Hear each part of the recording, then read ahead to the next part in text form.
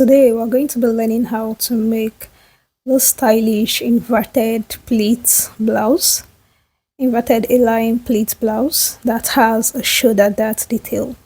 If this is something you'd like to watch, do stay to the end. And if this is your first time here, you're welcome to Sewwithtia sewing channel. Thank you for your love in my previous video, and without further ado, let's get started. To start with, here are the materials and the measurements you are going to be needing. The first thing we're going to do is to insert your vertical measurements. As you can see, I have my labeled. Then you are going to go ahead to insert your shoulder, across shoulder measurement divided by 2, both on the shoulder line, which is the first line, and the chest line. Then you're going to go ahead to connect this with a straight line like so. Then you come down by 1 inch. And then you go ahead to insert your neck width. For mine, I worked with 3.5 inches. After which you are going to go ahead to connect the 2 points together to form your shoulder slope. From then now, you are going to divide what you have on the straight line into 2. And from the midpoint, because this is the front pattern we are drafting, you are going to be coming inward by 0.5 inches. Then on the chest line, go ahead to divide your bust round measurement divided by 4. And insert whatever you have there. I've inserted mine, and from there you connect to meet the midpoint like so to create your armhole curve, then meet the shoulder tip at the end. Then for the shoulder dart, we are going to be dividing this, what we have on the shoulder slope, by 2. And after doing that, I'm going to just go ahead to the waist point. I'm going to be inserting my nipple to nipple measurement divided by 2, which is also my bust pan. For mine, I'm working with 4 inches. So I went ahead to insert this on the hip line, the waistline, the under bust line, then the bust line. So I'm going to be connecting all straight points together, as you can see. Then on the waistline now, for the bustier part, I'm going to be going in on both sides of the line by 1 inch. So you can decide to do ½ inch, you can decide to do 1.5, you can decide to make it equal, and you can decide to share it on both sides.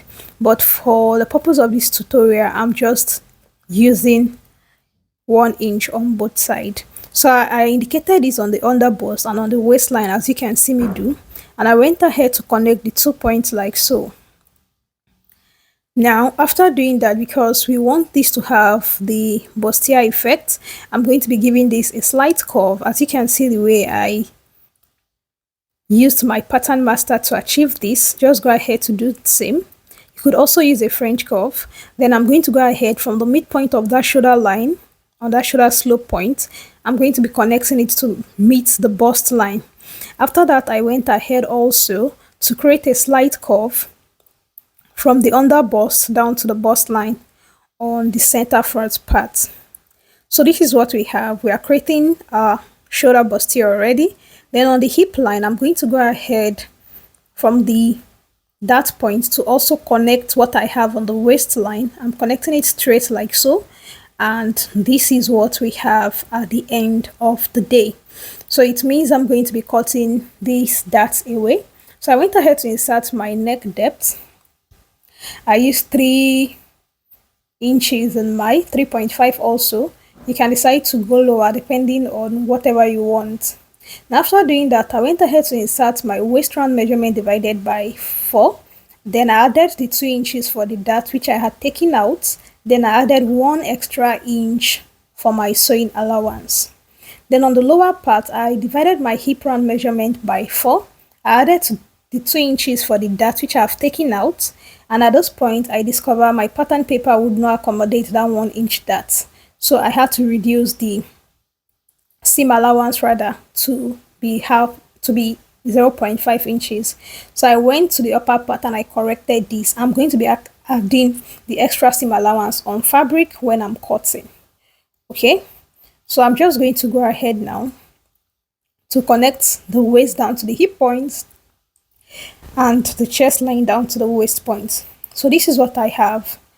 Now for my bust darts, I'm going to be removing my front waist measurement from my back waist measurement, and what I have is the difference is 1.25.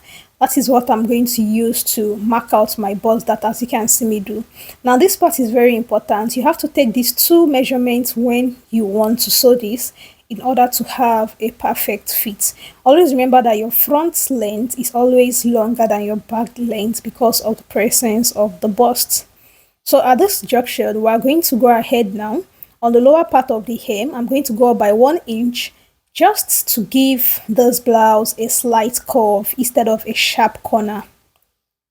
And after doing this, I'm just going to go ahead now to trim out the parts we don't need again. Just follow closely what I do. And as I'm approaching the bust region, you're going to see the way I'm going to fold that side. This is very important in order for you not to have shortage on this particular part when you are sewing. So go ahead to close your bust that, as you can see me do. Then go ahead to cut and meet at that line. So you can see that we have slight excess at that bust point region. That's normal, and that is how your bust that should look like when you are done cutting. So if you notice, I never added any seam allowance on the upper part and on the lower part. I'll be doing all of that on fabric. Okay, so I went ahead to open my shoulder darts, then I went ahead to pin my bust dart. As you can see, I also went ahead to label for clarity, and I'm just going to go ahead to cut out the darts. So this is what the front part looks like. So now, in order for us to have our inverted pleat detail, I'm going to go ahead, I'm going to find an origin point on this pattern paper. So you have to decide how wide you want your inverted pleat to be. For me, I'm going to be working with 5 inches. That means 5 inches on both sides. That is going to make a total of 10 inches. So the first thing I'm going to do is, for me to place this pattern paper, I make sure that I came down, I went from the waist point, I went up by 1 inches on the pattern, okay? And I'm just going to go ahead to tape this down as the origin. I'm going to be taping this down so that we are going to see how this look.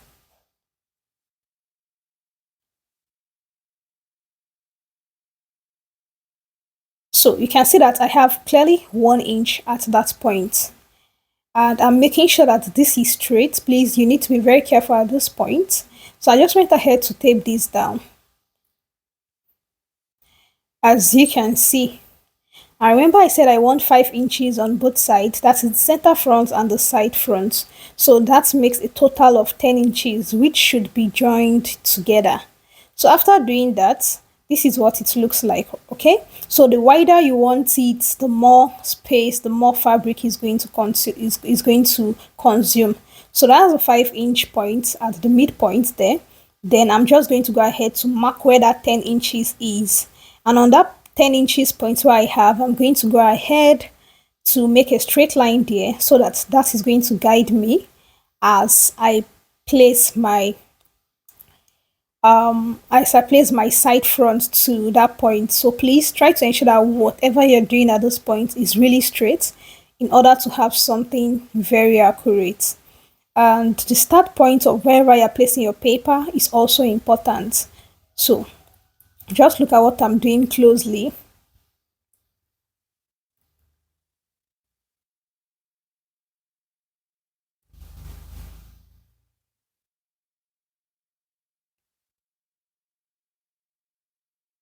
So I went ahead to mark 1 inch on that point where I have my 10 inches, and I'm just going to go ahead to rule a straight line like so. So this straight line becomes the guide for me to place my side front pattern.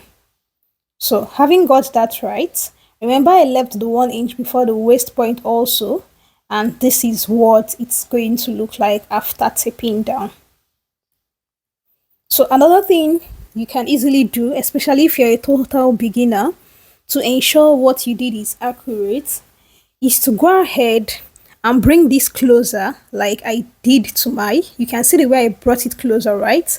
So when you bring it closer, you're going to know if what you did is accurate, and if it's not accurate, you might need to readjust or take your tape away to realign it properly. So you can see when I join the piece together, the front and the back pattern, you can see that everything matches correctly. So I'm just going to go ahead to trim out the excess part I don't need on this pattern paper, and I'm just going to show you what this looks like when I'm done. So this is what our front pattern is going to look like for the blouse. So this is what we're going to be using to cut the blouse. So what I have here is 10 inches. I have 5 inches on this side and I have 5 inches on the other side. So this is going to be what we use to form the inverted pleat. And when I'm done cutting on fabric, this is how we're going to go ahead to join. We're going to be pinning, and don't worry, I'm going to be showing you the details. Alright, now we're moving to the back pattern, and for this back pattern I've gone ahead to insert my chest line and my waistline. Now this is my center back. I also went ahead to leave 1 inch in the front for my zipper allowance. Now you need to be very careful with this back pattern because the length of the back is slightly shorter than the length of the front. Remember, the front waist is 16 inches while the back waist is 14.75 inches based on the measurement I used. So it means the back length is 1.25 inches shorter than the front length. So this is what I did. I just went ahead to place my front length on the back pattern to show me where my total length ought to be for the front. So this is it. So from those points now, I'm going to go ahead. This bust that I closed, that 1.25, I'm just going to go ahead now. From that line, I'm going to go up by 1.25. Then on the other side, 1.25. Then I'm going to connect both points together. So this new line I drew up is going to be the length for my back pattern. So this is my original length for the back pattern. I'm not using the same length as the front. So after doing that, I'm also going to go ahead to repeat certain process I went through for the front, like inserting the back measurements on both the shoulder line, which is the first line, the origin line, and the chest line, connecting both together, coming down by 1 inch to create my shoulder slope, also inserting my neck width, then inserting my neck depth. For the back, I used just 1.5 inches. I wanted it to be a higher back, but if you want yours to be lower, you can go down. So I connected that into the zip allowance like so, and I went ahead to connect the shoulder slope. Then I went ahead to divide the chest line measurement divided by 4 rather, the bust round measurement divided by 4. I inserted that on the chest line. Then for the armhole, I divided it into 2, but unlike the front, I never came in by 0.5 inches. Then I went ahead to insert my nipple to nipple measurement, which is my bust span, divided by 2. I inserted these on the waist points, then on the length, which is going to be my hip length now, and I went ahead to insert this also on the chest line. Very important. So after doing that, I went ahead to connect the 3 points together. Then on the shoulder point, I went ahead to divide the shoulder points into 2, and I'm just going to go ahead to connect that shoulder point down to the chest point. After doing this, I'm going to go to the waist region and I'm going to take 0.5 inches on both sides for my dart intake. And I'm going to be measuring 0.5 inches on both sides on the hip line also. Then I'm going to be connecting from the waist to the hip line with a straight line like so. And I'm going to be connecting it to meet the chest line like so. After doing this, I'm also going to go ahead to divide my round measurement, that is my round measurement divided by 4, and I'm going to go ahead to insert this on both the waistline, the hip line, and I'm going to be connecting those points together just like we did to the front. So I've gone ahead to insert my waist round measurement divided by 4. Remember to add your 1 inch for the darts. Same goes for the hip measurements. Added the 1 inch for the darts, and I only added 0.5 just like the front. Please ensure the number of allowance you are leaving as your seam allowance corresponds to that of the front pattern. Like I said earlier, I'll be adding the remaining seam allowance on the fabric itself. After doing all of that, I'm just going to go ahead to connect the 2 points together like so. Then don't forget, on the lower part on the hem, like what I did to the other part, I went up by 1 inch right on that lower part to create that slat curve. You can see I'm going to go ahead to do so now for the back pattern. Now if you look at the side of my back and my front, you can see that when I placed it on the back, both were matching.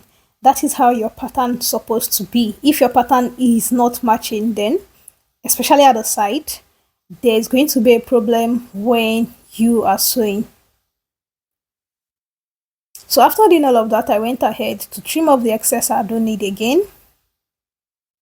And I'm just going to come to this zipper allowance to avoid zip bulge because I'm working with a crepe fabric.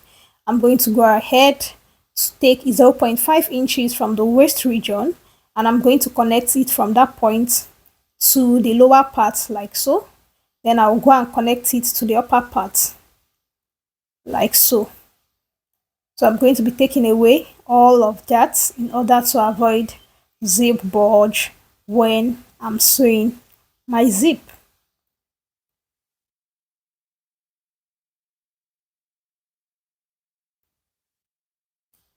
So after I've done ahead, I'm just going to go ahead to trim out the excess I don't need here.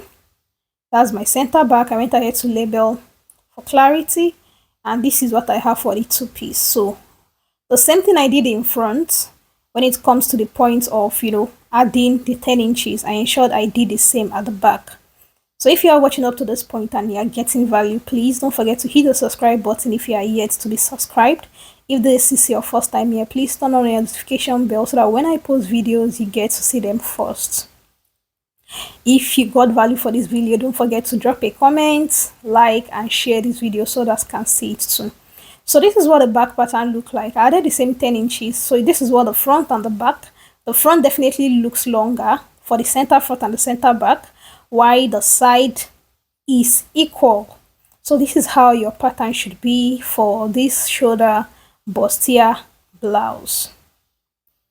So we're going to be using this pattern, okay, in the next part of this video. This video is a 2-in-1 video. We're going to be using this. I'll be showing you how to cut on fabric and how to join the piece together to give you this perfect looking blouse like this. Like I said earlier, if you're enjoying this video, please do not forget to like this video, share this video, and I'm going to see you in the next part. Have a lovely day.